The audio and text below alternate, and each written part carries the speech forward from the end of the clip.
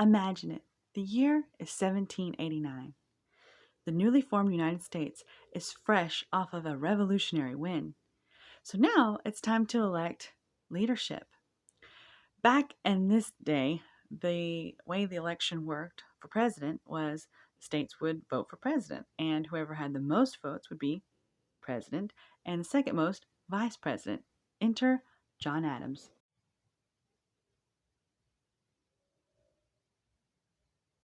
Due to some shenanigans by Alexander Hamilton, Adams wrote of his historic win as the new first vice president that it was more of a curse than a blessing.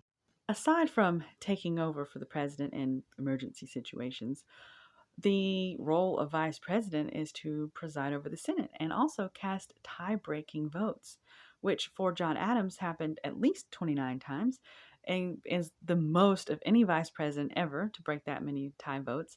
And he's only one of three presidents who made more than 20 tie breaking votes during his tenure. During John Adams' time as vice president, he spent a lot of energy on government titles and executive offices, creating even his role and what we expect of it today. Funny enough, speaking of titles, one of the most interesting opinions that he had as vice president and beyond is that he believed that George Washington, the president, should be addressed as Your Highness, which is particularly interesting considering the war that they just fought. But that debate would be huge going forward. Others, such as Thomas Jefferson, believe that this type of distinction was actually in violation of the Constitution and the prohibition they have against noble titles. But it was suggested that John Adams had a title of his own in the form of Your Rotundity. Luckily, the matter was put down pretty quickly, and it was decided that the president would be called just simply Mr. President. Adams then conceded that perhaps he had been out of the country too long to really understand what Americans really wanted. On a similar note, in the early days of his vice presidency, he would participate in loud, aggressive debates in the Senate. And needless to say, the senators very quickly got over that.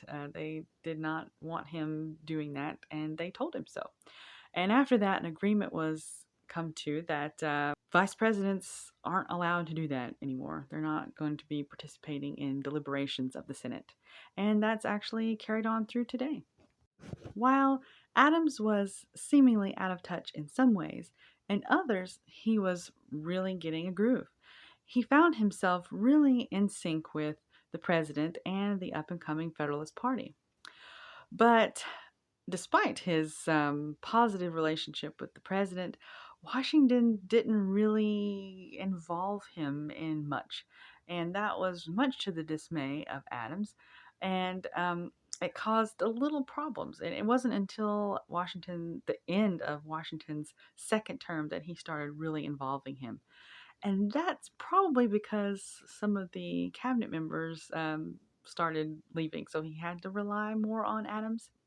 But he's not the only president to do that. Looking at you, FDR. But it did force Adams to kind of shape more of the vice presidency and, of course, learn a lot when he became president himself. Although John Adams really did find a groove, he was not a fan of the position he helped create. In fact, he thought it was way too inactive for his own taste. He went on to write, "My country has, in its wisdom, contrived for me the most insignificant office that ever the invention of man contrived, or his imagination conceived." Despite feeling wasted, he won re-election for vice president by quite a wide margin. Perhaps his most interesting point of view as vice president came during the Revolutionary War. He was at first optimistic, but as time went on, he began to be quite negative toward the revolutionaries. After 8 years of being vice president, John Adams was elected in 1796 to the presidency. To learn more about the presidencies of George Washington or John Adams, check out my President series, and then check back for the next episode featuring one of the original wine enthusiasts.